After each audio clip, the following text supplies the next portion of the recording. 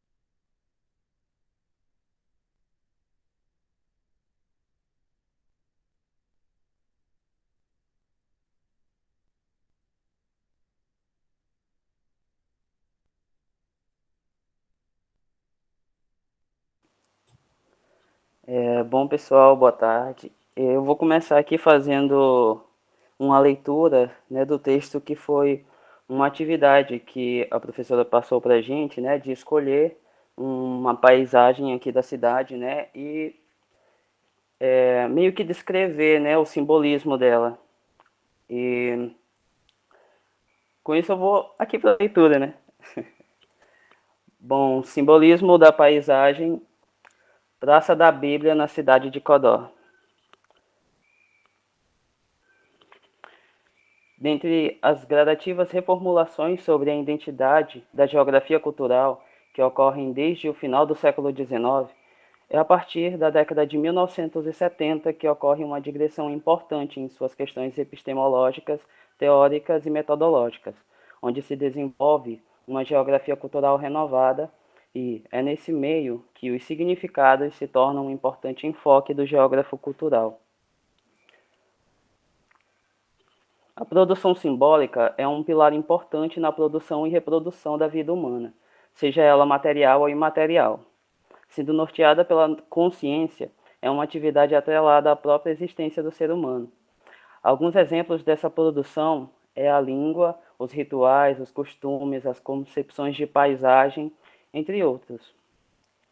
A Luciene Cristina Risso, 2008, destaca que é no universo da consciência que estão inclusos os sentimentos em relação às paisagens, onde residem as vivências, as experiências, os valores, as representações, a cultura simbólica. Assim, pode-se afirmar que toda a produção que o homem realiza é além de outras vertentes simbólicas. Stuart Hall, 1997, afirma que os símbolos produzidos não constituem um único significado. Em sua perspectiva construcionista, ele destaca as suas polivocalidades, ou seja, uma diversidade de interpretações que não representam somente a intenção daqueles que a produziram. Como denota isso, as representações, identidades e territorialidades que, segundo o tipo de experiência com a natureza ou percepção, reflete diferentes sentimentos e comportamentos em relação a ela, para cada pessoa ou grupo, a paisagem terá um significado, porque as pessoas atribuem valores e significados diferentes às suas paisagens, traduzidos em sentimentos de enraizamento ou desapego aos lugares. Né? A grande parte das pessoas vive em sociedade, onde temos divisões estruturais de classe, sexo, etnicidade, entre outros. Né? As posições dos indivíduos, né, que diferem entre si, possibilitam o desenvolvimento de culturas diferentes, em razão das experiências e consciências adquiridas em contextos distintos. Culturas díspares podem existir em uma mesma sociedade, ao ponto de parecerem incompatíveis, e a paisagem de cada uma será observável nesses corpos. Dessa forma, É em paisagens mais constituídas, como a cidade, que o simbolismo pode ser facilmente compreendido. A cidade, enquanto local que possui diversas dessas configurações sociais, é um espaço onde podemos observar as representações desses símbolos, as expressões políticas, culturais, assim como os valores éticos e morais. Assim, é possível notar como as formas simbólicas tornam-se formas simbólicas espaciais constituídas por fixo e fluxos, isto é, por localizações e itinerários, apresentando, portanto, atributos primeiros de espacialidade, como os templos, os nomes de logradouros, os memoriais, bem como os monumentos em geral. Desse modo, o presente trabalho tem por objetivo realizar uma análise sobre o simbolismo da paisagem na comumente denominada pelos habitantes Praça da Bíblia, na cidade de Codó, Maranhão. De acordo com o censo do IBGE de 2010, na cidade de Codó existe uma quantidade expoente de religiões de matrizes africanas, como a Umbanda e o Terecô, em decorrência do processo sócio-histórico do Brasil, que também trouxeram consigo a diversidade. A intolerância e o racismo religioso ainda são presentes, e impera um estereotipo depreciativo dessas religiões, como a classificação da cidade como a terra da magia negra ou a terra da macumba, altamente difundida. A implementação de formas simbólicas que representam a religião cristã predominante na cidade atua como uma das ferramentas de apagamento das religiões de matrizes africanas. É uma forma de invisibilizar espacialmente o outro, que indiscutivelmente faz parte da história e da identidade dos habitantes. A Praça da Bíblia, figura 1, está localizada na Avenida Maranhão, no centro, próximo ao Centro de Cultura. Aqui é a figura.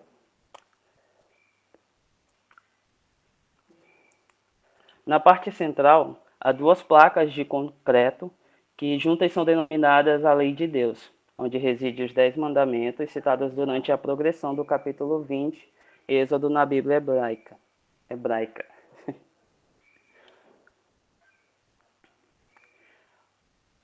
O simbolismo da paisagem da praça, assim como outras paisagens na cidade, expressa uma identidade sobre uma sociedade majoritariamente cristã.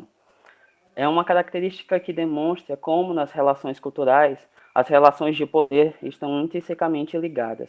Logo, um grupo dominante procurará impor sua própria experiência de mundo, suas próprias suposições tomadas como verdadeiras, como a objetiva e válida cultura para todas as pessoas. Portanto, constata-se a legitimação do poder de um grupo religioso que, em termos políticos e culturais, afirma sua imposição e a transmissão dos seus valores. A forma simbólica é idealizada, possuindo um sentido político, exprimindo o mecanismo de regulação da identidade do grupo dominante. A Praça da Bíblia reflete a disseminação desses valores culturais como se fosse de todos, exteriorizando uma unidade social, uma cultura comum para uma sociedade que é diversificada. Aqui as referências que eu usei. E é isso. Agora eu vou iniciar aqui uma apresentação, né, do que eu fiz um pequeno slidezinho para falar sobre o geossímbolo que eu escolhi. A gente poderia só dar uma paradinha aqui, David, para a gente Tá conversar bom, um pouquinho aí, comentar um pouco sobre o teu texto, né? tá bom. Que tá muito bom, né? Parabéns de antemão, já parabenizo aí pelo esforço, né? Foi um pouco, demorou um pouco a sair o texto, né? Mas tiveram vários problemas, aí o óculos quebrou, né? É, Mas professor, tá, foi um negócio difícil. saiu, tá muito bacana, né? Eu já fico vislumbrando possibilidade de apresentar, já de começar a apresentar, né, nossos trabalhos sobre geossímbolos, e ficou bem interessante. E é exatamente isso, pessoal, que eu quero que vocês façam, né? Isso que a gente espera que vocês façam, que consigam fazer essa articulação entre os textos, né, entre essa bibliografia que a gente utiliza e o que vocês observam na realidade. Né? O David fez aí esse link, que ficou muito bacana, né? Muito significativo, entre textos do Roberto Lobato Correa, né? Do Cosgrove, da professora Luciene Risso, né? Da Ronick também, muito interessante. E nos leva a pensar mesmo nessa coisa da cultura dominante, como os símbolos das culturas dominantes predominam sobre as paisagens. Né? Em Codó eu nunca vi, eu não sei se existe, mas eu nunca vi, nunca foi expressivo. Na paisagem, por exemplo, imagens de encantados da mata, ou imagens de orixás, né? Ou nomes de ruas com nomenclatura de orixás. Vocês conhecem alguma rua que faz algum, que reporta algum elemento de religiosidade de matriz africana em Codó? Porque eu não tenho conhecimento, eu não conheço. Durante todo esse tempo que eu morei em Codó, de 2013 a 2016, né, andando por Codó, por vários bairros, por várias ruas, eu nunca prestei atenção, mas sempre me chamou a atenção mesmo a imposição dos símbolos do cristianismo, né?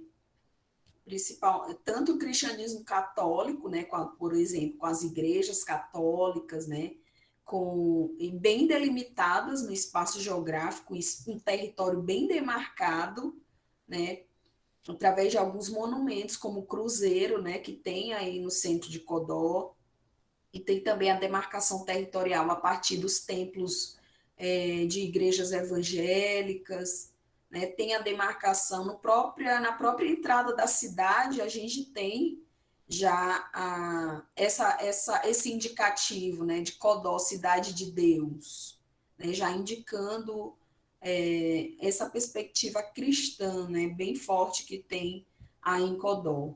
Por mais que tenha uma população bem expressiva de terreiro, né, de pessoas que fazem parte de religiosidades afro-brasileiras, a Incodó, mas muita gente não diz que né, não, no censo do IBGE também não declara que faz parte dessas religiões, né, para a gente perceber o quanto também, historicamente, essas religiões foram relegadas ao obscurantismo, né? Foram satanizadas, né? E uma série de fatores que fazem com que muitas pessoas que frequentam terreiro, que são de religiosidades afro-brasileiras, tenham certo receio, né, de falar, de expressar a sua religião.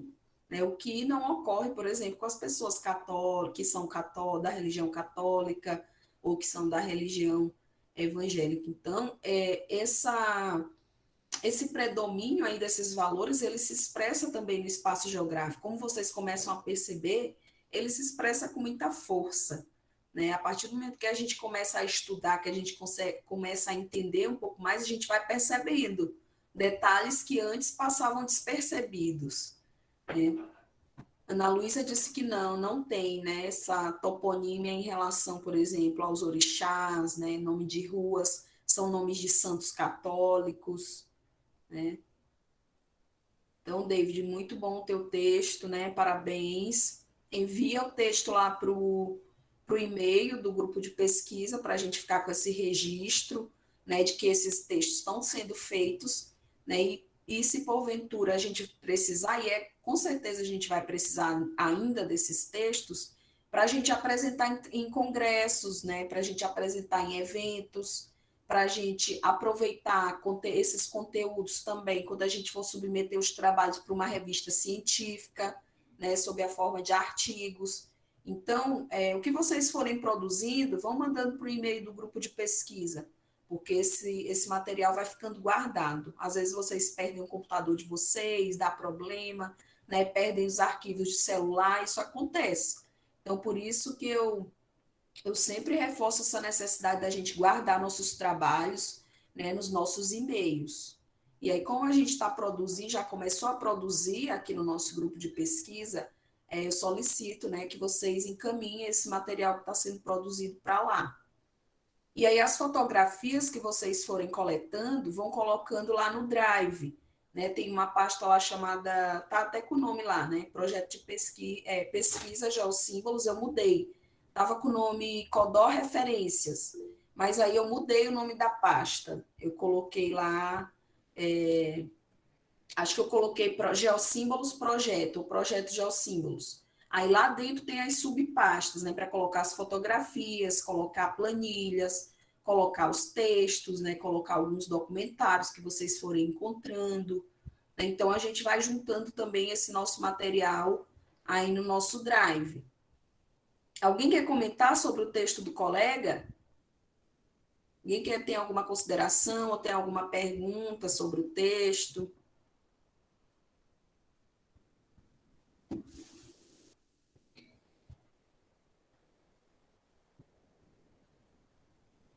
Se não tem, a gente pode passar adiante. Aí o David fica à vontade para fazer a apresentação agora sobre a igreja. Foi a igreja, né, David, que tu escolheste? Foi, essa mesmo. Aham, então tá, fique à vontade. Tá certo. Continuando aqui. Deixa eu arrumar.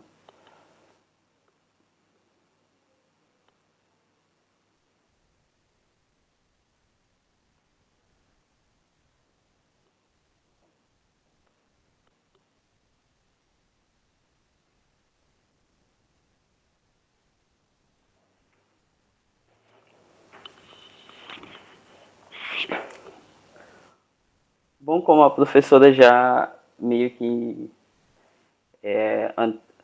introduziu para a gente, né, vai ser meio que algumas é, perspectivas prévias, digamos assim, sobre geossímbolos, né, que a gente ainda está meio que articulando, que a gente vai encontrando, né, e daí a gente dá o segmento.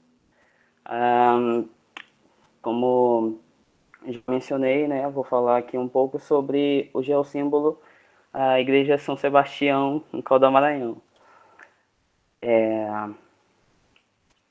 Bom,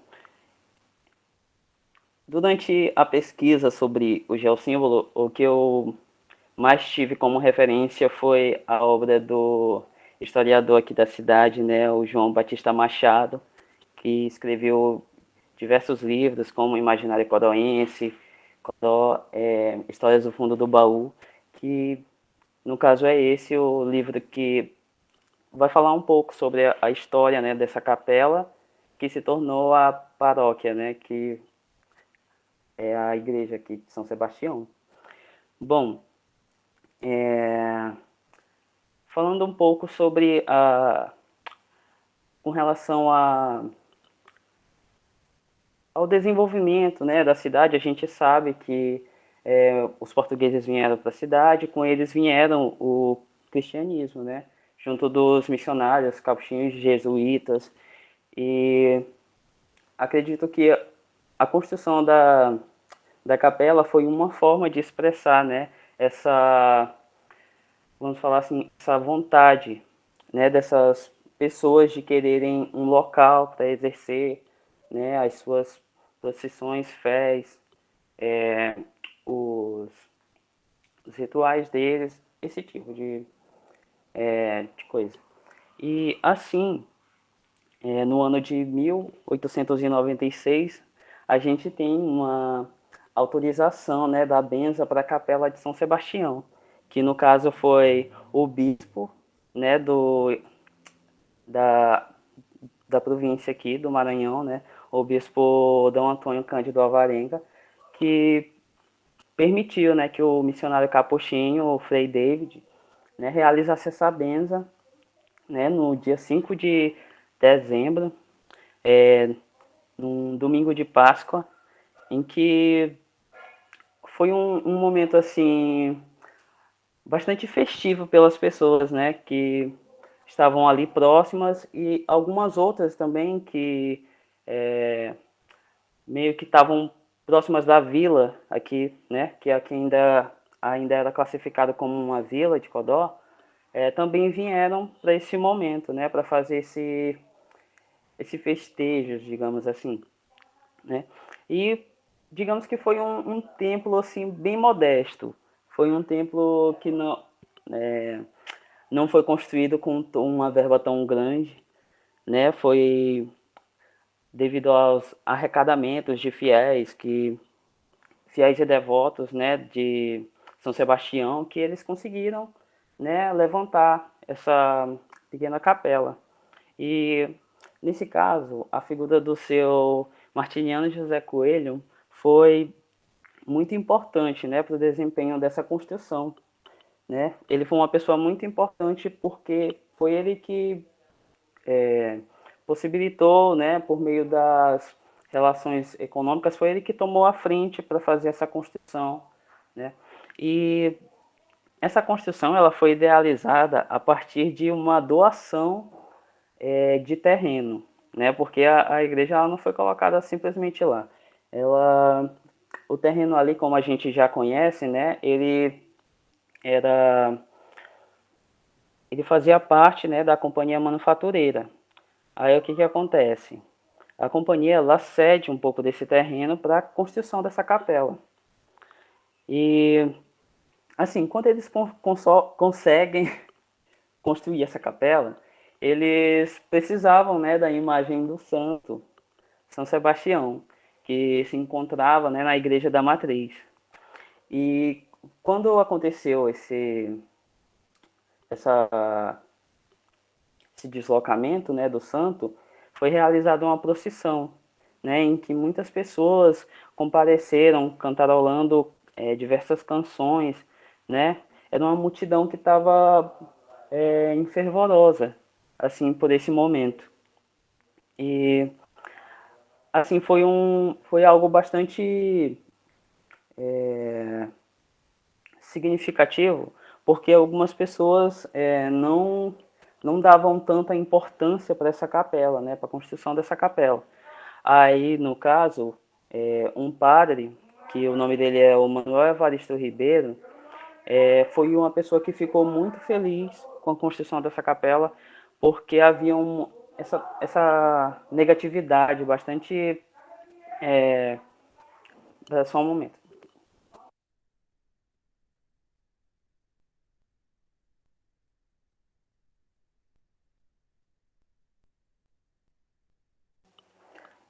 Voltando aqui, eu tive um problema. Tinham todas essas questões meio pessimistas, né, sobre essa construção, mas foi uma realização que permitiu, né, que essas pessoas pudessem estar se deslocando para esse local, para realizar suas preces, entre outras coisas. E, assim, não tem um traçado tão assim descritivo, né, sobre os outros processos que essa capela sofreu, mas há alguns dados sobre o estado dela, né, ah, próximo ao ano de 1932, que no caso aqui o João Batista ele vai dizer que a capela estava começando a cair aos pedacinhos, né? E nesse momento também a gente tem na cidade de Codó uma, vamos falar assim, ó, essas mudanças, né, econômicas e sociais, porque a cidade está começando a crescer, né? Aí a quantidade de devotos também começa a crescer. E assim a gente tem essa questão que vai meio que direcionar, né, a exigência para a construção da paróquia, né? Essa paróquia, ela demorou bastante tempo para acontecer, né? Ela foi finalizada no ano de 1960, né? Tendo como vigário o padre Alteredo Soeira. E, assim, foi meio que realizaram uma festança, vamos dizer assim, festança entre aspas, né? Para esse momento também. E não menos importante são as pessoas que construíram, né, essa igreja, que teve a igreja paróquia, né, no caso, que no caso foi o seu Sebastião Acha, né, que meio que possibilitou essa junção econômica, né, porque ele tomou a frente da construção, desde a seleção das pessoas que iriam trabalhar até os encargos também econômicos que ele que tomou para si. E assim, dentre os mestres de obra e os pedreiros, a gente tem a menção a duas pessoas que são o Abadias Souza, né, que é o pedreiro, e o mestre de obra, o Raimundo Alexandrino Soeiro também, que foram duas pessoas que participaram avidamente dessa construção. E aqui finalizando um pouco essa questão das dessa questão da estrutura, né? É, vou falar um pouco aqui sobre essas duas histórias que meio que o autor traz para a gente, né? Atrelada à história dessa igreja, que é a persona de José Araújo da Silva, né? Que é o chamado Zé Rosa, que era uma pessoa que foi chamada com esse nome porque ele frequentava muito essa igreja, né? Desde os seus 15 anos de idade. E assim como ele costumava levar rosas, né? Aí o pessoal que costumava jogar bola próximo à igreja, é, depois que ele saía da igreja, falava para ele ir jogar bola com eles. Aí o pessoal falava: Ei, Zé Rosa, venha jogar bola aqui com a gente. É das rosas, né? E outra pessoa também que é mencionada, né? Participante dessa história que o João Batista traz é o Abadia, não, o Abelardo Marinho, né, que foi uma das pessoas que também construiu essa paróquia. E assim, como uma pessoa bastante ávida, né, que ele tinha alguns relacionamentos sociais com pessoas importantes aqui da cidade, após a morte dele, ele foi uma pessoa que teve o, como é que é a palavra? Ele foi velado, né, nessa igreja. Aí foi também um momento assim bastante, vamos dizer assim, significativo, né, para a população nesse período. Aí aqui eu deixei uma figura para vocês que ela está disponível no IBGE, que eu trouxe aqui, né, que não está datada, mas ela é possivelmente da segunda metade do século XX. Tá? É como eles colocaram lá na descrição pra gente.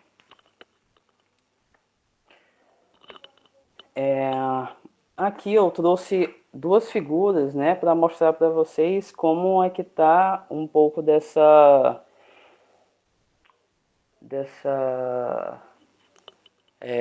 dessas reformas, né, como é que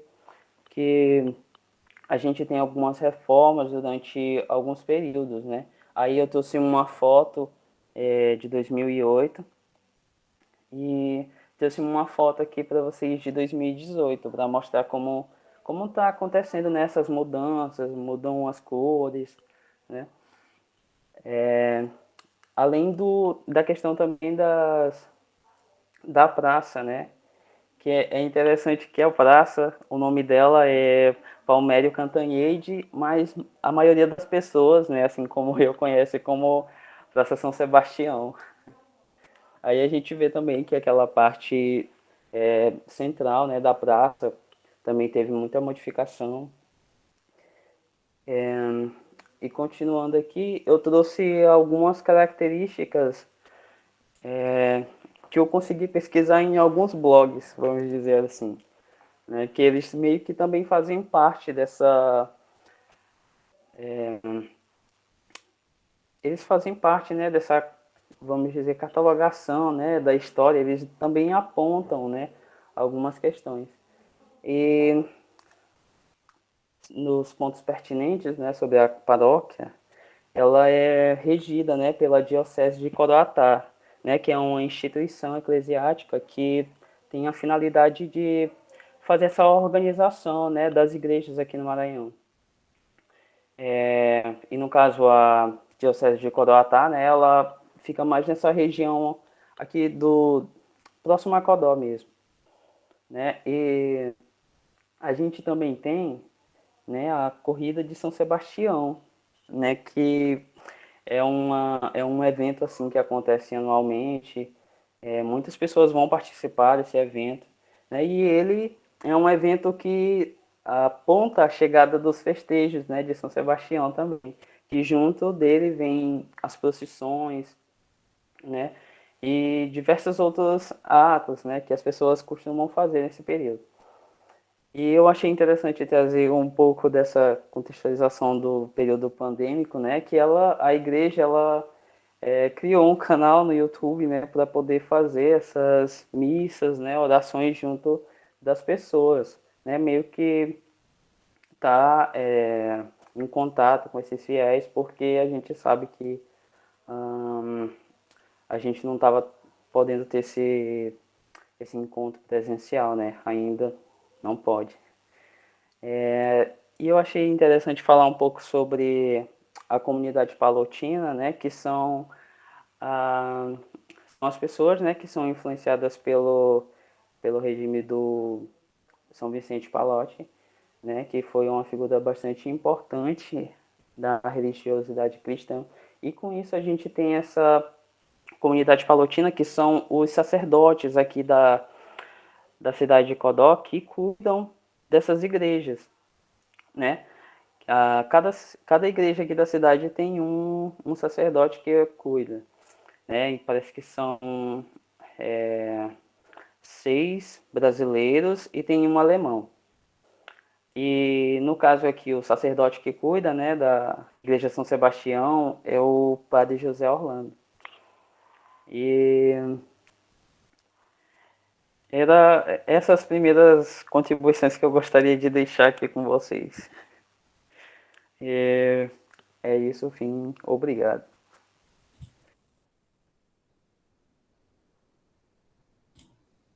Muito obrigada, David. Nossa, muito bom. Muito interessante aí perceber o desenrolar aí já do começo, né, da nossa pesquisa. Na verdade, a gente começou fazendo a identificação dos geossímbolos e agora a gente já está avançando, né? Já fizemos a primeira sistematização dos geossímbolos e aí a gente está avançando, né? Já começando a pesquisar especificamente, né, sobre alguns desses geossímbolos identificados. E a Igreja de São Sebastião, que o David acabou de apresentar, teve uma expressividade bem grande, né? Foi citada 41 vezes, dentre os geossímbolos que foram identificados com a aplicação das entrevistas. Então é bem significativa aí para as pessoas que participaram dessa primeira etapa da pesquisa, né? Já que ela apareceu tantas vezes. É bacana, a Josi botou. A Josi comentou aqui, trouxe informações interessantes que eu não sabia, Riz, realmente, né? Porque a gente não para assim para estudar com mais profundidade, né? Com mais detalhamento, né? Alguns lugares que a gente tem pela nossa cidade. Então, trabalhar com esses geossímbolos nos dá algumas perspectivas a mais, né?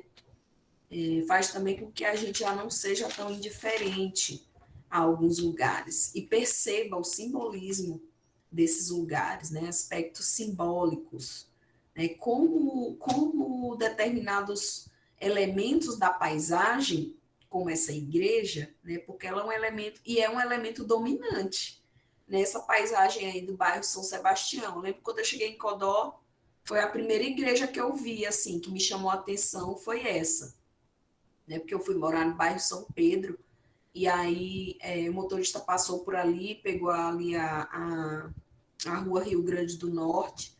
Eu passei por lá e já me chamou a atenção. Aí o David mostrou umas imagens antigas, bem interessantes. Aquela de 2008, né? Eu não conhecia. Eu fui conhecer essa igreja, ela já estava com essa fachada dela pintada de branco e vermelho. Né? Bem interessante. Alguém mais quer fazer algum comentário, gente? Eu só esqueci de mencionar, né, que o autor ele fala pra gente que a capela foi batizada no mesmo ano em que a vila de Codó é classificada como cidade, que ela ganha, né, essa Hum, denominação de cidade. Aí é engraçado porque é, a benção da capela foi no dia 5 de dezembro e, a, e essa classificação, né, da denominação, ela vem uns 10 dias depois. Aí 10 dias depois vem a Codóvida cidade. aham. Me chamou a atenção esse termo benza, benza da capela. O que é que significa? É benzimento? É quando ela foi abençoada? É quando ela é abençoada, professora. E aí esse ato representou mesmo a A, fixação dessa é igreja a aí em fixação da capela. Codó, né? Aham, isso. Aham. Muito legal, muito bacana, né? A gente vai descobrindo alguns aspectos bem interessantes sobre esses elementos que estão aí na paisagem. E aí, com o tempo, a gente vai aprofundando, né? O David, com certeza, vai aprofundar ainda mais essa pesquisa sobre essa igreja, né? E sobre os simbolismos que ela representa. E a polivocalidade também, né? Que os geossímbolos, eles podem ter vários significados. Né? Essa igreja, com certeza, ela tem diversos significados, depende das pessoas, né? Depende dos grupos humanos que têm essa igreja aí como seu contexto. Né? Se tu for entrevistar 5 pessoas, David, com certeza tu vai encontrar no mínimo 3 significados, é, 3 significados bem diferentes, assim. Né? Então, quanto mais pessoas forem entrevistadas, mais significados vão aparecer dessa igreja ou de qualquer outro geossímbolo, né, que porventura a gente venha trabalhar. Então, é nesse sentido aí, gente. Quando a gente traz a proposta de trabalhar os geossímbolos, eu quero justamente que vocês, eu espero, na verdade, né, justamente que vocês consigam fazer esses links, né, que vocês consigam fazer essa pesquisa básica, né, sobre os geossímbolos, sobre o que eles representam, né, e fazer essas articulações em termos de paisagem, que é uma das principais categorias da geografia que eu gosto bastante. Também uma categoria que a gente trabalha muito é o lugar, né? Quando a gente trabalha com essa geografia humanista cultural. Lugar por quê? Porque a gente sempre se pergunta, né, o que é que os lugares representam para as pessoas, né? O que é que essas parcelas do espaço geográfico representam para as pessoas que vivem ali, né? O que é que elas representam, por exemplo, para pessoas que não vivem ali também, né? Então, a gente pode trabalhar com o lugar também sob várias perspectivas. E aí a gente vai ter essa oportunidade de trabalhar tanto com a questão do lugar, né, dos lugares, dos significados dos lugares, quanto também das paisagens, né, e entendendo paisagem como um todo, né? Por exemplo, quando a gente captura uma fotografia, né, e a gente observa vários elementos nessa fotografia, como a igreja, né, essas fotografias aí que o David acabou de mostrar, né, que ela traz a igreja, é, representa também nessas fotografias alguns elementos em torno da igreja, né, a praça, né, algumas árvores. Então, esses elementos que aparecem na fotografia, eles são elementos constituintes dessa paisagem que foi capturada nesse momento aí na fotografia. Então, aí a fotografia, ela pode ser entendida também, né, como uma representação da paisagem. E esses elementos que estão na fotografia, né, podem ser entendidos como elementos dessa paisagem. Então, quando a gente trabalha com paisagem, a gente tem essa perspectiva ampla, né, e a gente deve observar tanto esses elementos que são visíveis, né, que estão muito claros aí nas fotografias, muito que dá para observar com muita clareza, né, como os prédios, né, como o calçamento, por exemplo, como a praça. Então, as paisagens têm tanto esse aspecto concreto, né, do palpável, do diretamente observável pelos olhos, pela nossa visão, como também os elementos imateriais, né? Como também as subjetividades, né? O que é que representam esses elementos para as pessoas? Os elementos também estão na imaginação, né? Então, quando a gente trabalha com paisagem, assim como quando a gente trabalha com lugar, a gente tem essas diferentes perspectivas. Na verdade, quando a gente trabalha com geografia humanista, cultural, né? Então, a gente traz mesmo essa perspectiva dos significados, né, dos aspectos simbólicos das paisagens, que estão diretamente relacionados, portanto, às culturas, né, humanas, às relações que nós, seres humanos, mantemos com cada parcela do espaço geográfico. Então é isso, gente. Obrigada, David, novamente pela apresentação. Né? Se ninguém mais tiver comentários a fazer sobre a apresentação do David, né, sobre esses aspectos que a gente está discutindo, a gente poderia passar agora para a fala da Ana Luísa. Então, Ana Luísa, fica à vontade.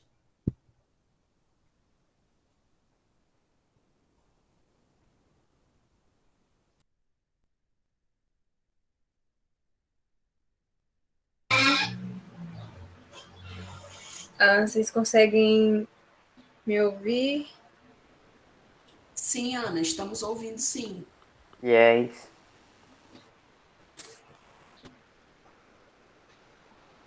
Era só um instante.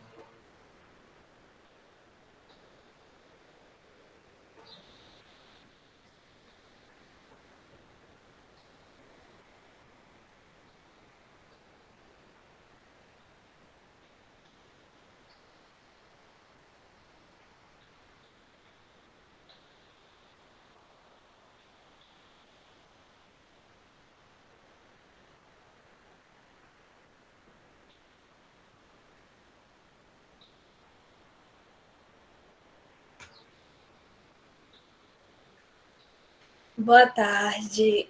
Então, eu escolhi o geossímbolo, um dos geossímbolos que foi um dos mais citados, que é a tenda espírita Rainha Manjá, do saudoso mestre Bita do Barão, Barão de Guaré.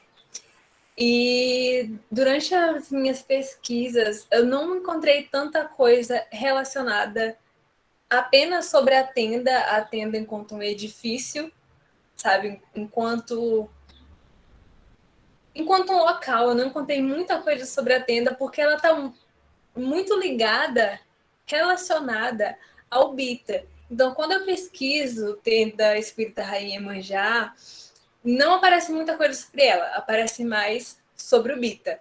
E aí, quando eu pesquiso tenda do mestre Bita do Barão, aparece coisa sobre o Bita do Barão, não aparece sobre a tenda. É muito escasso, ao menos assim, que eu consigo encontrar bem pouca coisa sobre a tenda em si. Mas não tem como falar da tenda sem falar do Bita, porque acredito que foi ele que construiu a tenda, porque a tenda ela foi fundada em 54 pelo Bita. Então, vou falar do Barão de Guaré, passar um pouco por cima disso, a fé que as pessoas têm nele, tem nele ainda, a fartura e uma esfera de mitos que envolveu a existência, a vida do mestre Bita do Barão. Então, a nossa cidade, ela é conhecida como a cidade com o maior número de terreiros de Umbanda por metro quadrado. A gente tem mais de 300 terreiros de Umbanda dentro do município de Cordó, Maranhão. E é aqui dentro desse município tão rico em terreiros de Umbanda que a gente tem a tenda espírita Rainha Manjá, que é a tenda do mestre Bita, que ela foi fundada em 1954 pelo Babalorixá Bita do Barão de Guaré.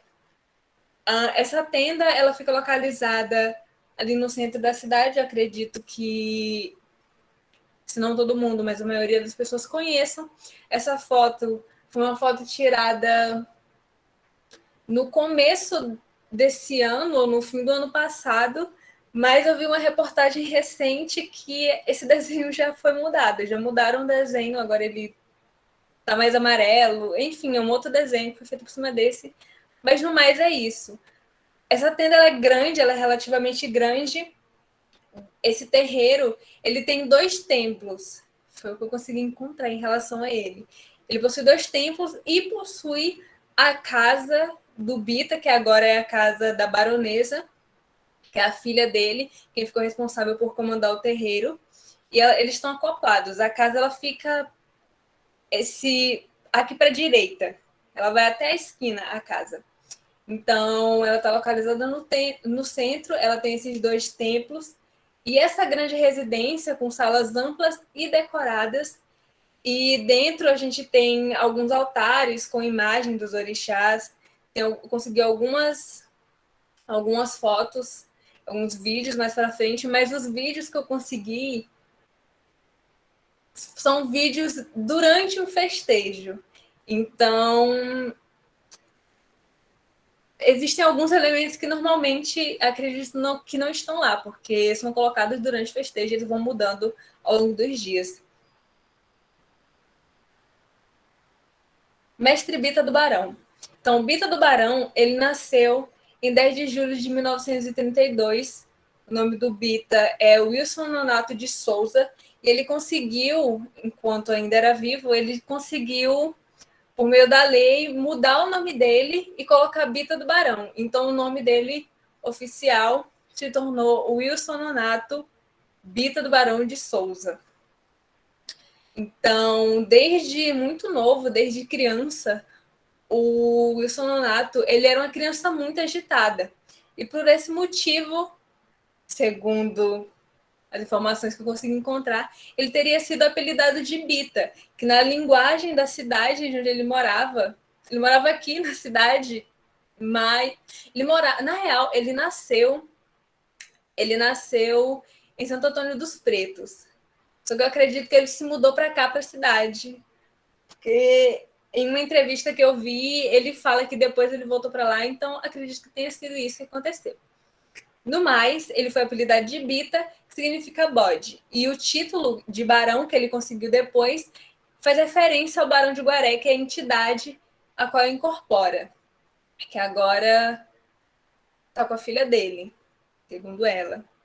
Ele nasceu em uma família pobre no Vale de Santo Antônio dos Pretos, onde dançava-se o terecô nas matas por causa da repreensão policial.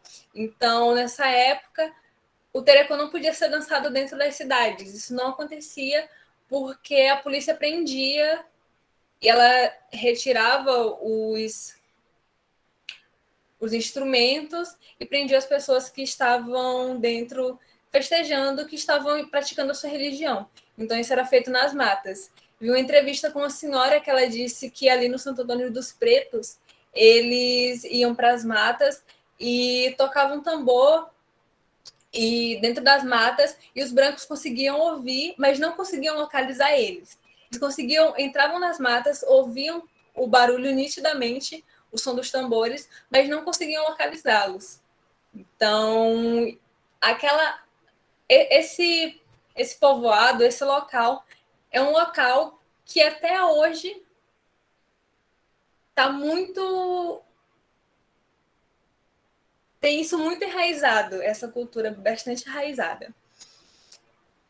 Então, a trajetória do Bita do Barão ela é regada por muitos mistérios, existem inúmeros feitos que são atribuídos a eles, mas que durante a vida dele, ele sempre negou, como a morte do Tancredo Neves, que existem reportagens e existem blogs e até mesmo nos livros, nas revistas, falando que ele foi responsável, teria sido responsável pelo avião que caiu, o Tancredo, pela queda do avião. E quando ele é perguntado sobre isso, ele nega. Ele diz que ele não fez isso, que ele era amigo particular até do Tancredo. Isso aconteceu, o avião caiu, mas o pessoal atribui isso a ele. Diz que uma semana antes, ouviram-se tambores, toda noite batia tambor ali, e, enfim, é uma dessas coisas que é colocada nas costas dele, mas que ele nega. A história do Bita, eu vi algumas entrevistas que ele deu, ele disse que desde muito novo ele era bastante agitado e desde os 5 anos de idade ele tinha isso com ele. Ele sabia de coisas que não tinha como ele saber. E aí, aos 12 anos, com essa agitação, com esse monte de conhecimento, de saber na cabeça dele, que ele não conseguia assimilar, não conseguia saber de onde vinha isso, ele pediu ajuda para a mãe dele para conseguir entender isso, parar com isso, conseguir viver com isso melhor. E a mãe dele levou ele para uma tenda de um senhor chamado Teles, aqui no município, aqui na cidade, só que mais próximo de Timbiras, para ali. E aí foi ali que ele aprendeu, que ele entendeu a sua mediunidade. Foi a partir dali, aos 12 anos, que ele conseguiu entender isso. E quando o Bita era perguntado sobre a criação da tenda, o início da tenda, o início da vida dele dentro disso, ele sempre voltava para isso, para os 5 anos dele de idade, quando ele começou a perceber isso, e quando ele foi e teve esse encontro com o Teles, conseguiu entender essa mediunidade. E a partir do momento que ele entendeu isso, ele e a mãe dele se mudaram, passaram aí com frequência para o Santo Antônio dos Pretos. Ele contava que eles iam a pé, fazendo essa caminhada que demorava de 2 a 3 dias, eles iam a pé para lá, e foi lá que ele aprendeu as rezas, aprendeu a cantar as rezas, e é assim que começou a trajetória do Mestre Bita. Em uma entrevista, perguntaram para ele qual que ele achava que tinha sido o primeiro trabalho dele que foi bem feito, que foi bem sucedido. E aí ele conta que aos 12 anos tinha sumido um revólver, alguém tinha roubado um revólver. E aí tava essa confusão, né? Quem que tinha roubado esse revólver? Onde é que estava esse revólver? A gente precisa achar isso. E aí ele sabia aonde que estava, mas ele não sabia como ele sabia. E aí foram atrás dele para perguntar, né, se ele sabia onde estava. E aí, enfim, e aí ele descobriu onde é que estava, não tinha como ele saber, ele contou a entidade contou para ele. Ele contou, então, fulano pegou e tá não sei onde, escondeu não sei onde, não sei onde. E aí ele conta que esse foi o primeiro trabalho bem sucedido dele, que contava. Os festejos. Eu encontrei em um blog também essa nota, esse pedaço de uma matéria, de um jornal. Eu vou ler para vocês. E não é datado. Ele cita aqui, coloca a data, o dia, mas lá não tem falando do ano. Então, não sei em que ano isso aconteceu. Codó Maranhão. Os tambores começam a tocar às 6 horas da tarde do sábado, na tenda espírita de Umbanda Rainha de Iemanjá. As filhas e filhos de santos, guiados pelo mestre Bita do Barão de Guaré, entoam cânticos, batem palmas num ritmo cada vez mais forte. Em poucos segundos, a energia do mestre Bita do Barão e suas entidades ocupam um templo que se tornou pequeno para tantos corpos e mentes dominados pelos orixás. Esse é o ritual da salva. O momento de dar as boas-vindas a todos os santos e orixás que durante uma semana irão comandar a festa de Umbanda mais famosa do Maranhão. A festa que ultrapassou as fronteiras do estado e do país é uma homenagem aos santos e orixás do mestre Bita do Barão de Guaré, ou como ele próprio afirma, é uma obrigação. A saudação para as entidades terminou sexta-feira no município de Codó Maranhão. Então, esses festejos, existe um festejo que é realizado na tenda do mestre Bita, e ele tem a duração de uma semana. Então ele acontece em agosto, ele tem essa duração de uma semana, e o mestre Bita, ele era bastante conhecido, ele era bastante conhecido dentro do município, dentro do estado, dentro do país, e ele era conhecido internacionalmente também. Então vinham inúmeras pessoas até ele pedir consultas, as consultas eram A consulta por telefone era de R$ 200 a um pouquinho a mais, e aí as consultas presenciais eram de 5 mil a 10 mil, essa faixa de preço, e ele era bastante conhecido, e esses festejos também se tornaram bastante conhecidos, que aconteciam aqui na cidade, dentro desses festejos, como a roda de cura, que eu vou mostrar uma foto mais adiante, eles andam pela cidade com as velas, e aí eles fazem essa caminhada, eu acho que começa daqui perto da praça, não sei de onde começa, mas eles passam por aqui e se dirigem até a tenda, e aí faz a roda de cura lá dentro. A grande abertura dos trabalhos, eu consegui tirar essas duas fotos de um vídeo de 20 minutos mostrando esse primeiro ritual. E esse vídeo está disponível no site do Híbridos, The Spirits of Brazil. Tem esse site e também está disponível no YouTube em uma playlist com vários outros rituais de outros nomes renomados, de outras entidades, de outros santos, de outras culturas que estão presentes no Brasil. Então, tem uma playlist toda sobre isso. E lá existem 6 vídeos com rituais do Mestre Bita do Barão. Eu acredito que esses rituais sejam os que seriam realizados no mês de agosto, durante essa semana. Então, a gente tem essa grande abertura dos trabalhos. Dentro da tenda, a gente vê aqui a decoração da tenda, tem bastante flores. Por dentro, ela tem esses tecidos aqui e tem esse salão bem amplo, e as pessoas, ele fica sentado e as pessoas ficam assim, às vezes fica sentado, às vezes fica em pé. Ficava, e aí as pessoas dançam ali. Aí aqui uma foto da roda de cura, organizada pelo caboclo Ararum. As pessoas formam uma roda e ele vai passando, ele tem se eu não me engano, ele tem tipo um reservatório em mãos, ele vai passando, tocando as mãos das pessoas, e aí em determinado momento tem não é bem um recipiente, vamos dizer que é um recipiente no chão, e aí ele taca fogo, e sai uma fumaça, em algum momento surge um pássaro e voa por cima da cabeça dele. É muito bonito de se ver, tem um vídeo no YouTube de 10 minutos mostrando todo esse ritual dentro da tenda dele. A gente tem a obrigação de São Cosme e São Damião, que a gente tem essa entrega dos brinquedos, que é algo que o Bita sempre fazia. Ele entregava diversos brinquedos e dentro do vídeo a gente consegue perceber que tem inúmeros brinquedos dentro da tenda no chão. Aí, enfim, eles vão mostrar o ritual, acho que tem uns 15 minutos esse vídeo, ou são 8, tem um tempo não tão grande assim esse vídeo.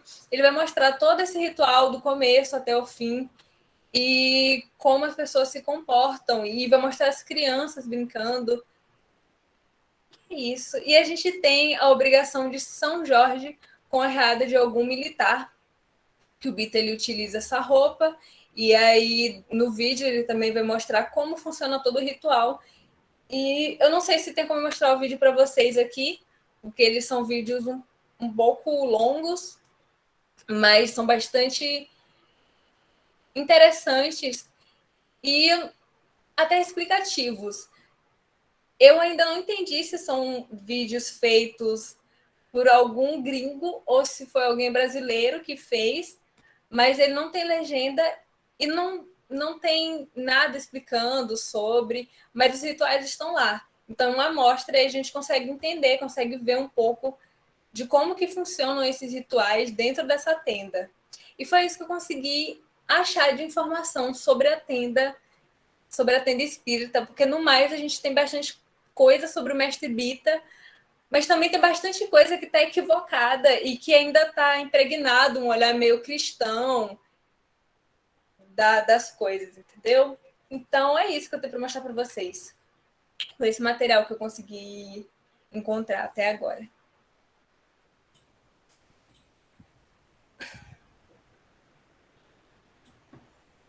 Parabéns, Ana, muito bom, né, o material, apesar da gente ainda estar no começo, né, mas já dá para a gente ter uma dimensão, né, de quão rico é, né, esse material e de como tem uma infinidade de aspectos aí que a gente tem ainda para conhecer, né, e para abordar. Como a gente não tem muito tempo, eu sugiro que tu coloques os links, né? Faça um documentinho, coloque os links lá numa pasta, na pasta do Drive, lá onde tem vídeos, aí tu faz um documento, pode ser até de Word mesmo, e coloca só os links dos vídeos que estão no YouTube para a gente poder assistir, né? E aí a gente assiste posteriormente. Mas muito legal, muito bom, né? E a tenda do Mestre Bita foi o terreiro que se destacou, né, na pesquisa. Foi citado 30 vezes, né? Parece que foram citados 5 terreiros, e aí o do Bita é o que aparece em primeiro lugar aí nesses geossímbolos de Codó. Pode falar, Ana. Eu só esqueci de citar, né, que após a morte dele, a filha dele é agora quem está tomando conta do terreiro. E ele ficou, como ele morreu em 2019, eu acredito que em 2019 não tenha acontecido os festejos, porque ele morreu no começo do ano, e acontece em agosto. E aí ela falou que eles retiraram esse ano em memória dele, então não teve o festejo, e por conta também da pandemia. E agora que eles estão voltando com os festejos em 2021, vai ter, só que teve, porque eu vi uma reportagem um pouco antiga ainda, do começo do ano, mas acredito que teve em 2021, só que ela disse que ia ser um evento mais reduzido, por conta da pandemia mesmo, que para 2022 estaria... Ela espera que as coisas estejam normais para voltar com os festejos como era com o pai dela. Certo. Ana, eu estou lembrando aqui que tu falaste que é difícil encontrar material sobre a tenda, né, sobre o terreiro na internet.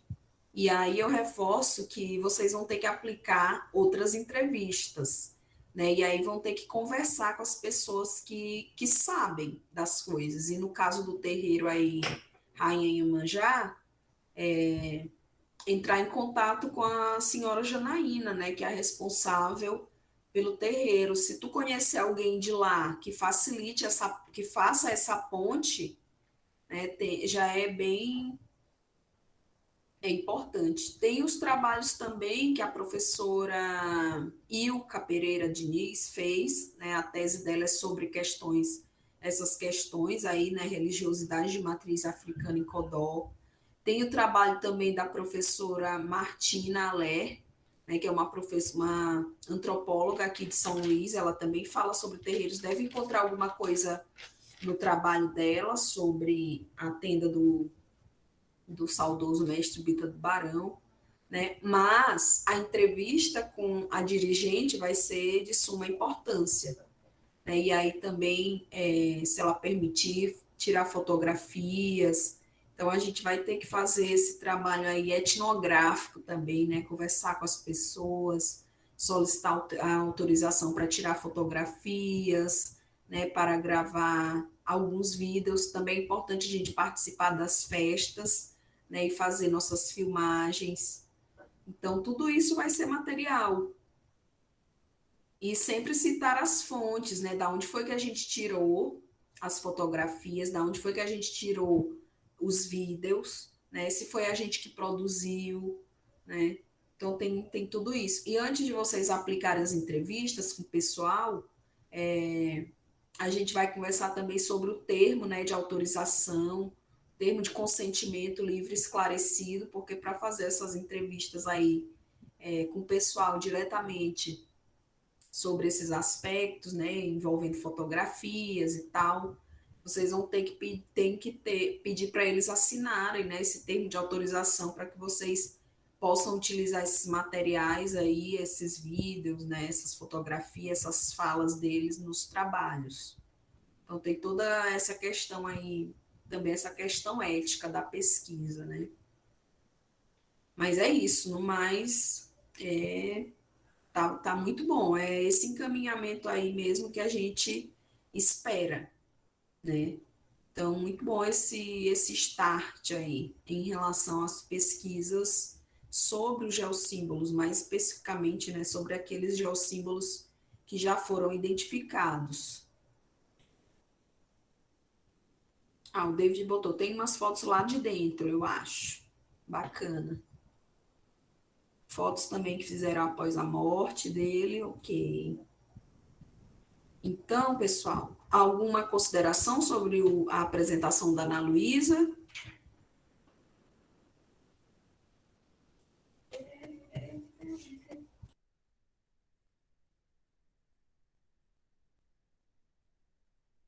Não, se ninguém tem nenhuma consideração sobre o trabalho dela, a gente pode avançar aqui na nossa reunião, né? Considerando aí, já são 15h44. A gente programou a nossa reunião para terminar até 16 horas. Foi ótima, verdade, David, foi ótima. Deixa eu ver aqui o que tem mais para agora.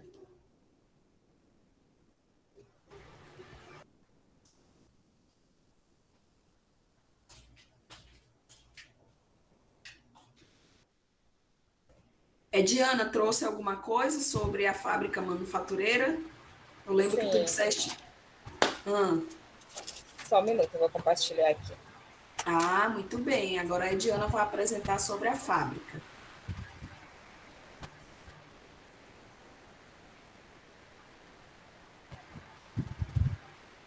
Professora, vocês estão vendo? Não, só ouvindo. Ainda não estamos vendo, não. Eu sou péssima em relação a isso. Deixa eu ver. Vai Como bem na funciona. setinha, apresentar agora. Apresentar agora, tela inteira. Bota a tela inteira. Ah, deixa eu voltar.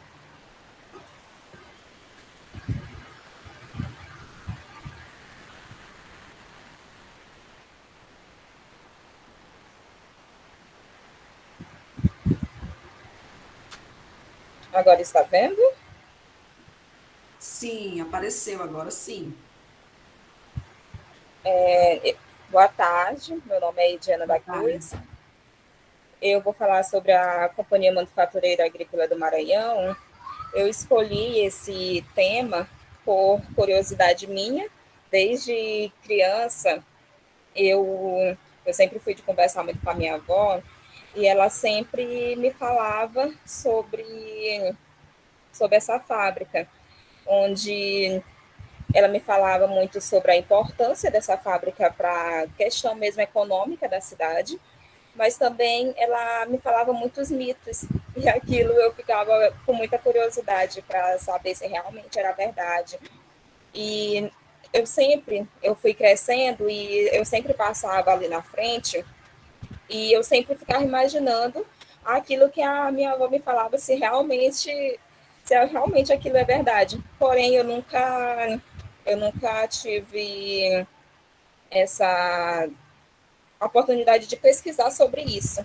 Então, eu aproveitei esse momento para poder tirar as minhas dúvidas. Sobre o que a minha avó sempre falava para mim, era que, primeiramente, quem fundou foi o dono, o avô do nosso ex-prefeito, né, Ricardo Acha. Ela sempre me falava isso, que ele era o dono, porque eu achava que era da prefeitura, né? E ela sempre me falava que não, o dono é o Ricardo Acha, porque o avô dele que fundou.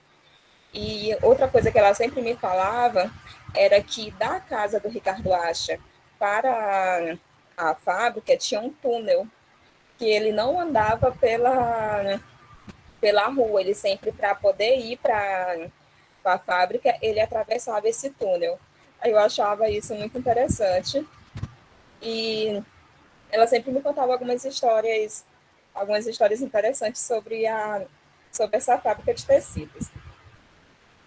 Primeiramente, eu vou falar um pouco sobre o contexto histórico da Companhia Manufatureira e Agrícola do Maranhão, onde, para que se possa entender um pouco de como essa fábrica, da fábrica do Maranhão, foi instalada na cidade de Codó, a gente precisa um pouco voltarmos aí um pouco no tempo, quando Codó ainda era uma província, porque no ano no início do século XVIII e início do século XIX, houve a entrada dos jesuíticas, que se desenvolveu na região lá do meio oeste do estado do Maranhão.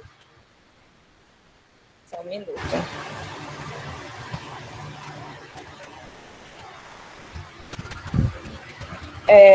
Eles tinham um propósito de reconhecimento, de catequização das aldeias dos índios. Mas foi nesse período que se desenvolveu um núcleo de exploração agrícola à beira do rio Itapecuru, onde até então o que conhecemos hoje sobre cidade de Codó era uma localidade chamada de Urubu. Hoje eu lendo sobre isso e eu estava perto do meu pai, porque agora eu sempre tento ler perto dele, porque ele está com AVC, né? E ele lembrou que realmente Codó era conhecido como Urubu. E ele começou a rir bastante, porque ele dizia que não lembrava disso há muito tempo. Codó tinha algumas práticas agrícolas, né? Porém, a que mais se destacou foi a de algodão. Com isso, foi se desenvolvendo assim a necessidade de construções de armazém, de porto à beira do rio. E essa produção, ela era transportada, né, para algumas cidades, como São Luís, Caxias, devido a essa situação que se encontrava em relação aos escravos, em relação a várias imigrações cada vez maior de portugueses, e depois depois de alguns anos, até mesmo os sírios, que começou a origem dessa localidade, que era chamada Urubu. Já no ano de 1892, foi quando foi instalada a fábrica de tecidos, que é a Companhia Manufatureira e Agrícola no Maranhão, que ocorreu através da formação de um grupo econômico liderado por... Eu esqueci o nome dele agora no momento, mas é um nome bem conhecido na cidade. O nome dele é o Emílio José Lisboa. Acho que é porque esses nomes, eles são os nomes que eu fui lendo através da história da fábrica, são nomes muito conhecidos, através de escolas, através de ruas. Então, às vezes, eu acabei me confundindo em relação aos nomes, por eu já ter visto em algumas ruas e algumas escolas.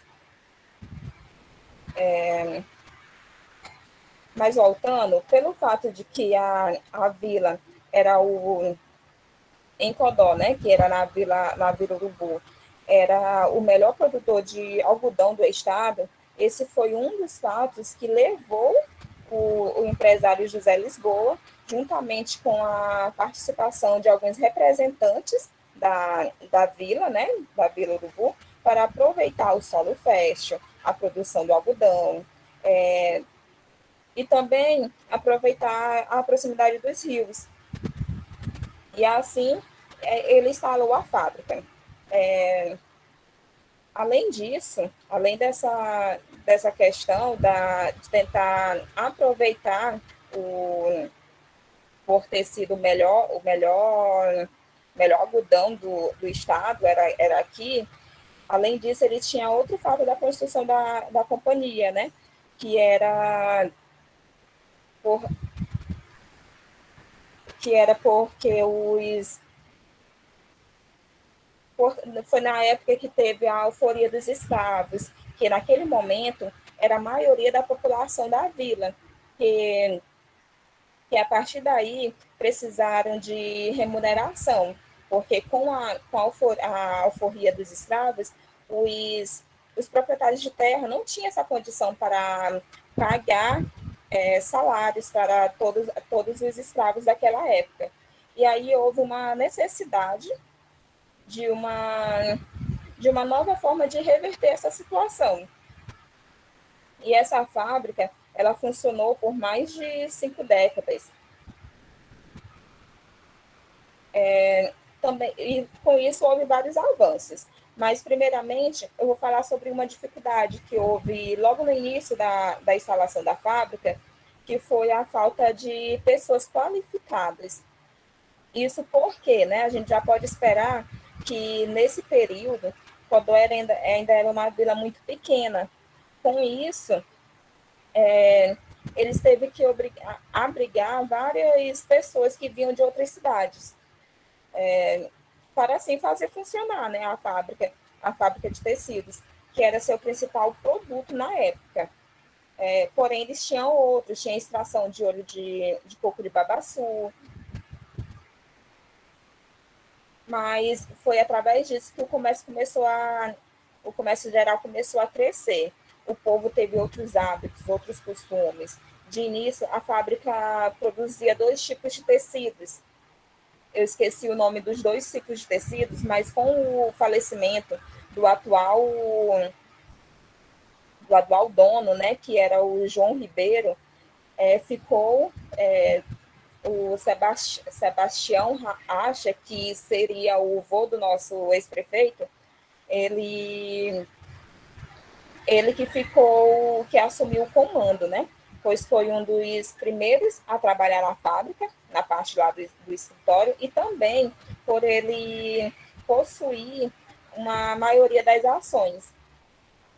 Com isso, com a chegada do Sebastião Acha no comando, a fábrica que tinha produção somente de 2 tipos de tecidos, ela começou a possuir mais tecidos, mais novos tipos de tecidos nesse período. O que me chamou a atenção foi o nome de um tecido que ele colocou, que é o BRIM 5R. Isso representava as letras iniciais dos seus 5 filhos, de Sebastião Acha, que são Renato Acha, que temos nome de escola, né, com esse nome, Remy Acha, que também é o nome de uma escola, Rui Acha, que tem uma rua na cidade, né, na atualidade, tem Ruth Acha e Ronaldo Acha. Só por aí dá de a gente perceber o porquê que todo mundo fala até hoje, né, que Ricardo Acha que ele já faleceu, mas era o dono da cidade, pela importância que essa família teve desde lá do início da cidade, né?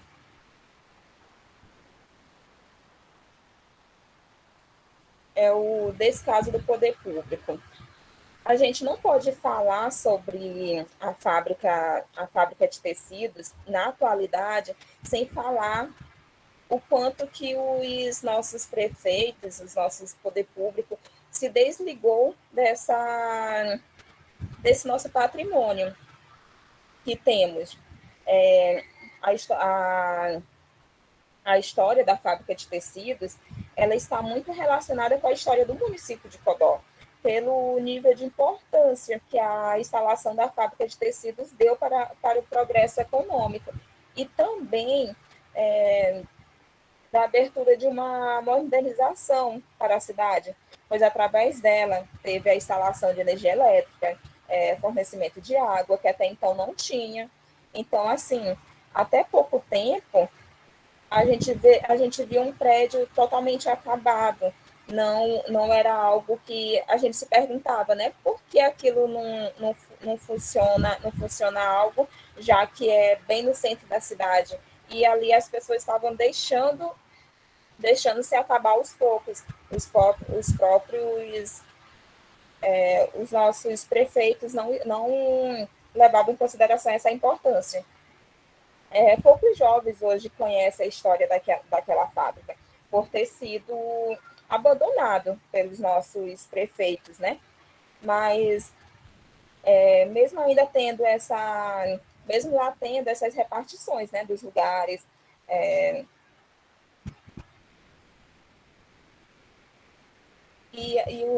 a questão também é que não há uma grande quantidade de documentações, mas ao conversarmos com os nossos avós ou alguns vizinhos, podemos notar essa.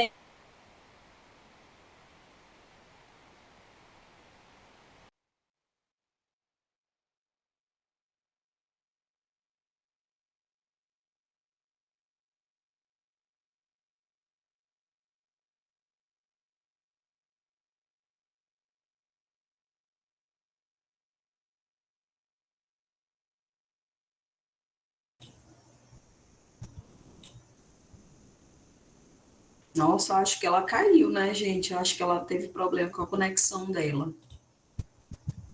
Tava muito bacana também a apresentação da Ediana.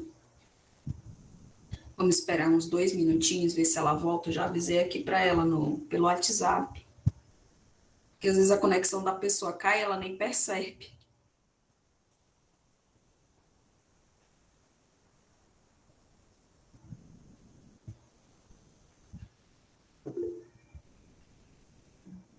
Pois é, né? Tá triste a internet daí, né?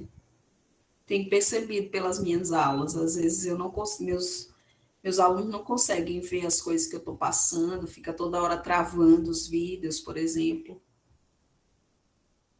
Imagino.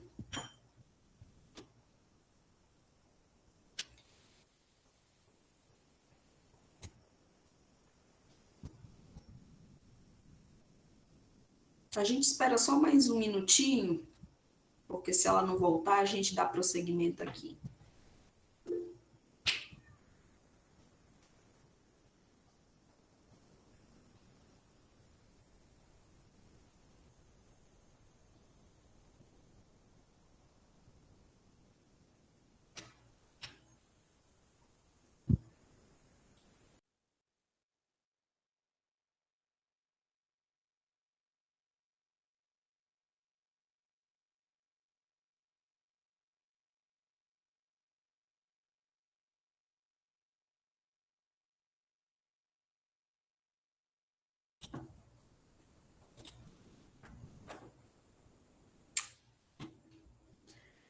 Gente, então, dado o adiantado da hora, eu vou logo falar para vocês sobre alguns pontos que a gente tem que acertar, né? O primeiro deles é sobre a categorização.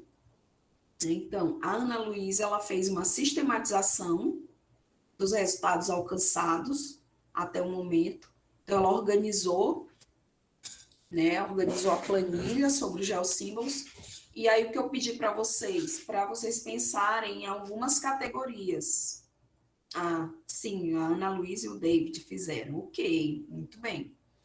Então, a Ana Luísa e o David fizeram esse trabalho aí de sistematização, né? E aí também sugeriram algumas categorias para a gente colocar os geossímbolos, e aí a gente gerou algumas categorias. Eu fiz também uma proposta de categorização, já até coloquei lá na pasta, a planilha. São 20 categorias que eu consegui alcançar. Vocês conseguiram quantas categorias, Ana Luísa? Eu não lembro agora. Mais ou menos 20 também, não foi? Ou não? Ou 15 ou 14? Parece que eu tinha conferido 14.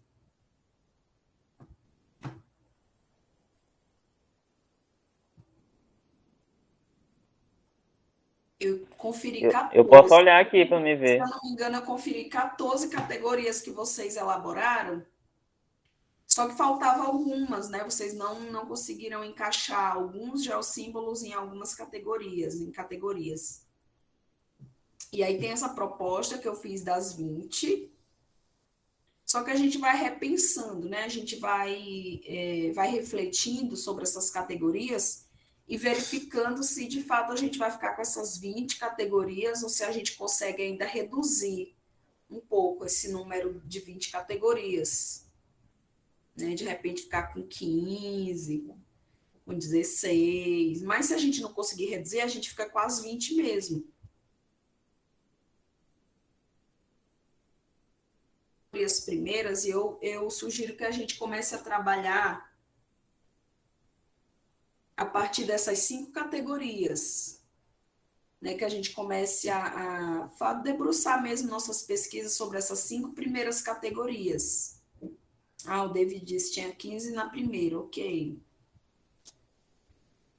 E aí a gente começa a trabalhar, né? E como a gente tem mais gente no grupo, né, eu sugiro que as pessoas vejam quais categorias lhe agradam, né, para já começar a trabalhar nas pesquisas sobre esses geossímbolos que estão distribuídos em cada categoria.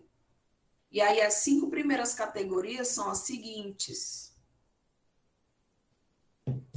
templo católico, segunda categoria, feira, terceira, fábrica, quarta, templo de religião afro-brasileira, e a quinta categoria é cursos d'água, né, que são os rios, riachos, nascentes. E aí, no templo católico, a gente tem, eu coloquei aqui as 4 mais citadas, né? Na verdade, 5, porque eu coloquei capela também, eu coloquei capela em templo católico, né? Considerando que a palavra templo significa lugar sagrado. Oi, David, fale. A senhora não pode colocar na tela, não, para a gente dar uma olhada? Não, porque eu anotei, olha. Entendi. A única coisa que eu fiz sistematizada foi uma planilha grande lá, com as 20 categorias que eu estou falando aqui para vocês. Mas aí eu coloquei, eu vou mandar para vocês esse registro da nossa reunião de hoje, aí vocês vão ver com mais cuidado, né? Com mais detalhe, quais são essas 5 categorias que eu estou propondo que a gente comece a trabalhar. E aí, dentro de templo católico, tem Igreja São Sebastião, Igreja Matriz, Igreja de São Pedro, Igreja de São Francisco e Capela de Pedra. Essas foram as 5 mais significativas para essa categoria. E aí eu pergunto quem vai poder ficar, né, quem gostaria de ficar com essa categoria, templos católicos. Como tem mais, tem 5, pode até ser dividido por 2 pessoas. Não, Ana! Só para entender rapidão. Teria que fazer um apanhado sobre todos esses geossímbolos? Todos. A gente tem que fazer sobre todos. Então, nessa categoria templo, tem os 5, mas a gente pode estabelecer aqui que a gente vai ficar com, no máximo, 4 geossímbolos em cada categoria, no máximo. É o que eu quero decidir com vocês. Nessa de templo, por exemplo, tem a Igreja de São Francisco. Professora, você pode repetir, que eu não ouvi. Oi, Ediana, já entrou, né? Muito bem. Ediana, como tu caíste e o horário já está bem avançado, tu já tinha falado mais de 80% da tua apresentação, não era? Sim, eu já estava finalizando.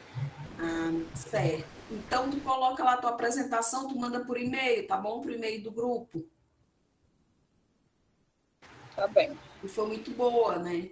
Apesar de ter caído, mas deu para a gente entender. E foi bem bacana, porque já começou também a fazer a pesquisa sobre a fábrica, né? Sobre a antiga fábrica.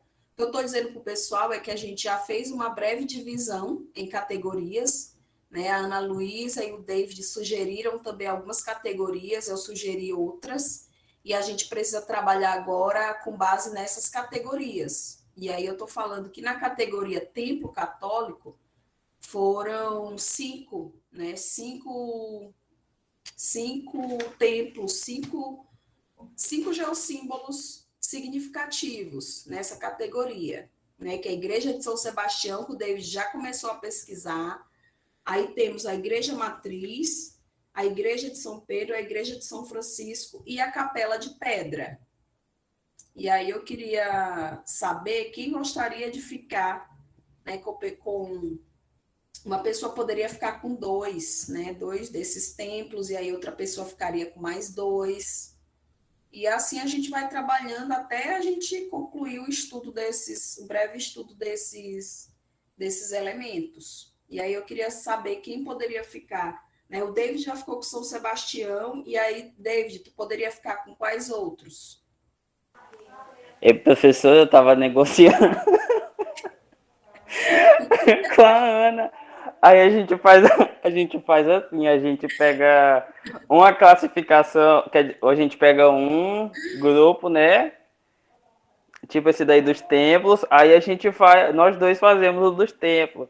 Aí quando Ah, aparecer outro, a gente faz também o então, outro. David e Ana Luísa vão ficar com templos católicos, é isso? Mas a Ana Luísa começou a fazer o do Bita. Então, ela já vai entrar na categoria também de templos de religião afro-brasileira. Aham, é do jeito mesmo que a gente vai fazer. A gente pega, ajuda um e o outro ajuda o outro no outro. Ah, então tá bom. Então, vocês vão ficar com as igrejas e os terreiros? É isso aí. É isso? Ah, então perfeito. Vou anotar aqui.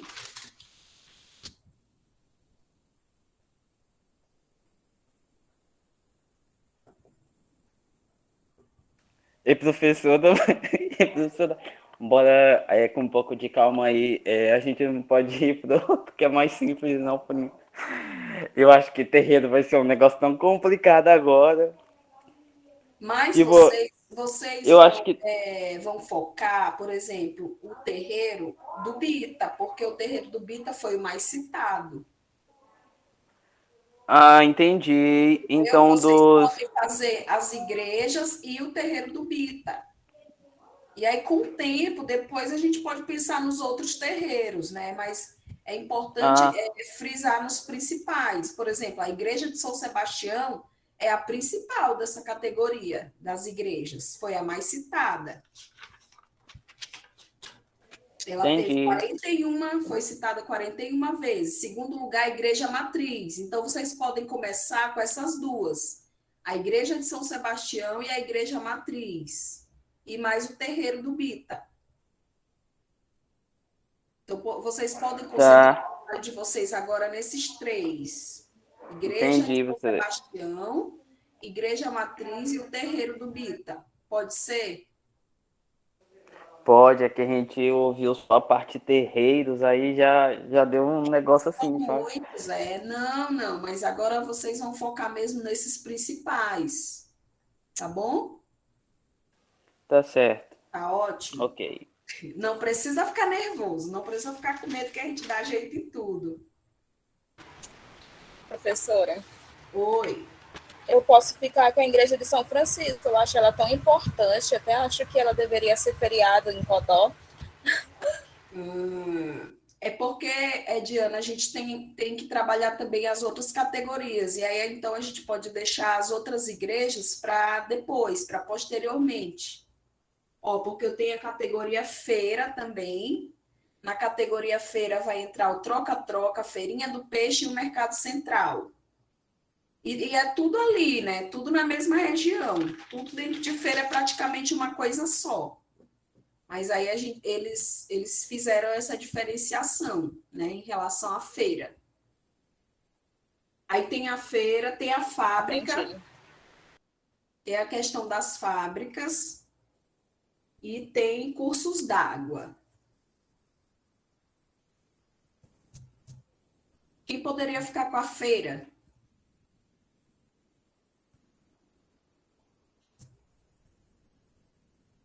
Eu posso, porque eu já trabalho lá no Mercado Central, Ah, e ótimo, fica mais Josi. fácil. Ótimo, Josi. Então, Josi, tu vai fazer a pesquisa sobre o mercado central, a feirinha do peixe e o troca-troca, tá bom? Pode ser essas três, dentro da categoria feira. Pode ser.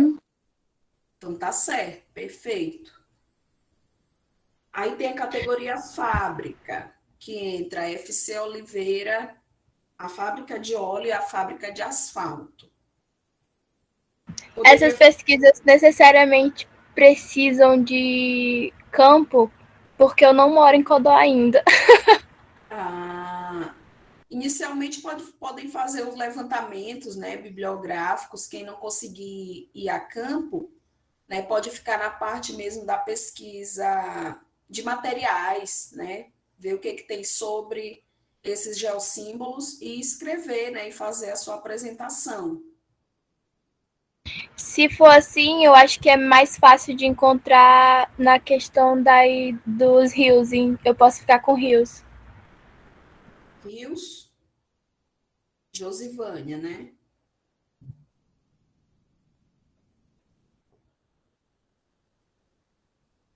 E aí quem pode ficar com a fábrica, com as fábricas? A Ediana ficou com uma fábrica antiga e pode ficar com uma fábrica antiga e uma fábrica mais recente, Ediana? Pode ser.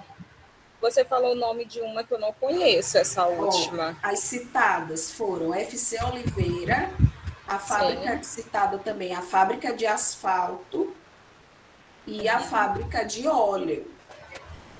De óleo? Eu não conheço essa fábrica. É sério, eu sou codoense? Será que não é a mesma fábrica de asfalto que eles falam que é a fábrica de óleo? Não sei como é o nome da fábrica de cimento, né? Mas ela também foi... Mas eu acho que tem um endereço, acho que eles colocaram algum ponto de referência. Aí a gente pode dar uma olhada. Tá certo. Então, tu fica com a fábrica de quais fábricas? A FC. A fábrica antiga é FC. A FC fica na questão da antiga, porque ela funciona até hoje. Não, ela fica como fábrica, na categoria fábrica. Entendi.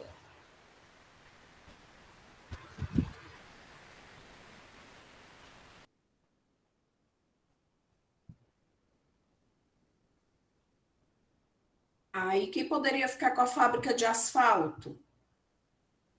Poderia ficar com a fábrica de asfalto e a de óleo, procurar se existe essa fábrica de óleo. Jaqueline, pode ser? Pode, professora. Ah, tá bom.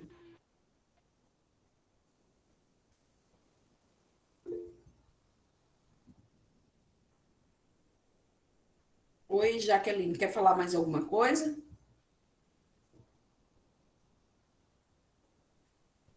Não, porque eu não consegui tirar. Ah, tá certo.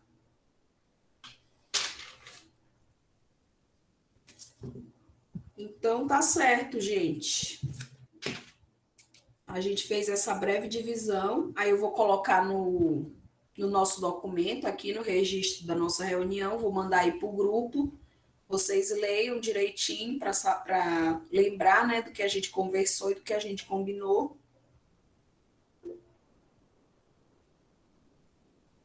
Oi, Ana, pode falar. Em relação ao relatório que a senhora disse que a gente ia ter que entregar, até quando? No final do semestre, até o dia 29, que termina o semestre, dia 29, não é isso? Eu não sei. Termina dia 29 de janeiro. Então, vocês Daí, podem entregar esse relatório das atividades até o dia 29, tá bom? a senhora vai enviar um exemplo? Posso enviar uma estrutura básica aí, para servir de exemplo para vocês. Ah, Josivane está perguntando que relatório? Relatório das atividades que a gente realiza durante o semestre, aqui no nosso grupo de pesquisa. Então, vão anotando aí, né, o que a gente faz, e também eu facilito muito a vida de vocês, né? Eu faço esse registro das reuniões e envio para o grupo. Então, a pessoa que está esquecida, que não lembra do que foi feito, dê uma olhada nas atas, né? Essas atas, entre aspas, que eu faço e mando toda vez que a gente termina nossas reuniões, né? Eu faço o registro. Mas façam as anotações de vocês também, né? Façam as considerações de vocês, tá bom? E aí, para a próxima reunião, gente, eu peço que vocês façam uma leitura. Tem um texto aí que a gente ainda não trabalhou, que é o texto do Beck, Paisagem Marca, Paisagem Matriz.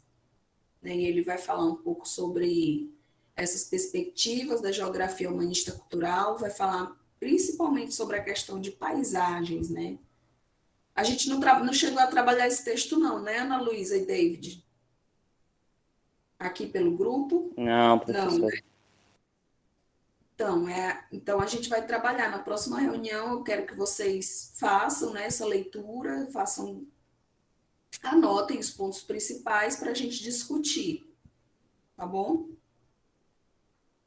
E aí, os fichamentos ajudam muito, né? Como eu já falei, façam os registros daquilo que vocês estão lendo, anotem os pontos que vocês acharem mais relevantes.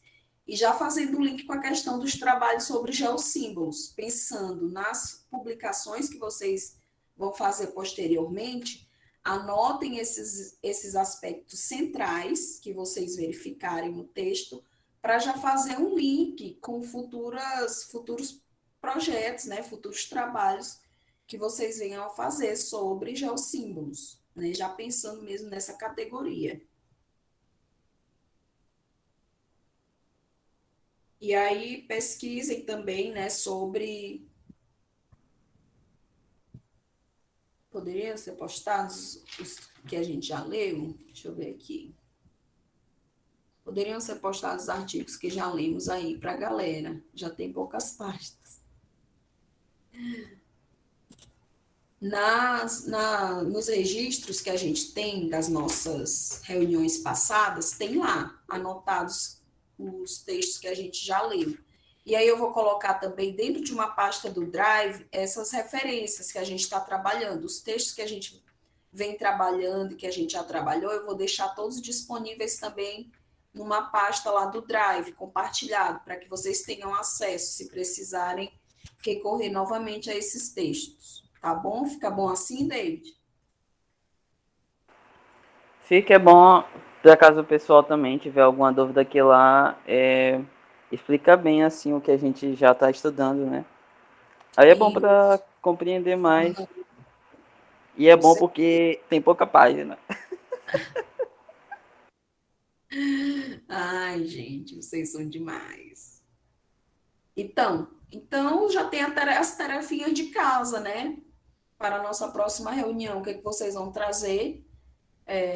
As pesquisas que os resultados que vocês já encontrarem em relação a esses geossímbolos com os quais vocês ficaram e fazer a leitura do texto para a gente conversar um pouco, né? Vai ser uma sessão de estudos, né? Então a gente vai trazer o texto para conversar. A gente vai conversar sobre o texto do Beck, tá bom?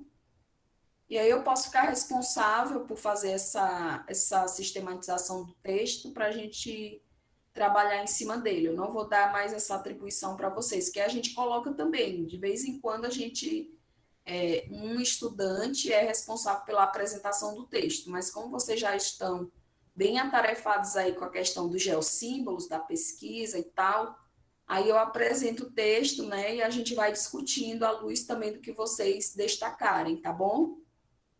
Tá bom assim, combinado? Combinado, ok. E aí, pessoal, meninas novatas que entraram, vocês vão fazer uma pequena apresentação, assim como os colegas de vocês fizeram, né? Vocês vão fazer esse estudo dos geossímbolos que vocês ficaram responsáveis e já começar a fazer a pesquisa sobre esses geossímbolos. E aí, na próxima reunião, vocês vão trazer para compartilhar com a turma, né? Para apresentar, certo?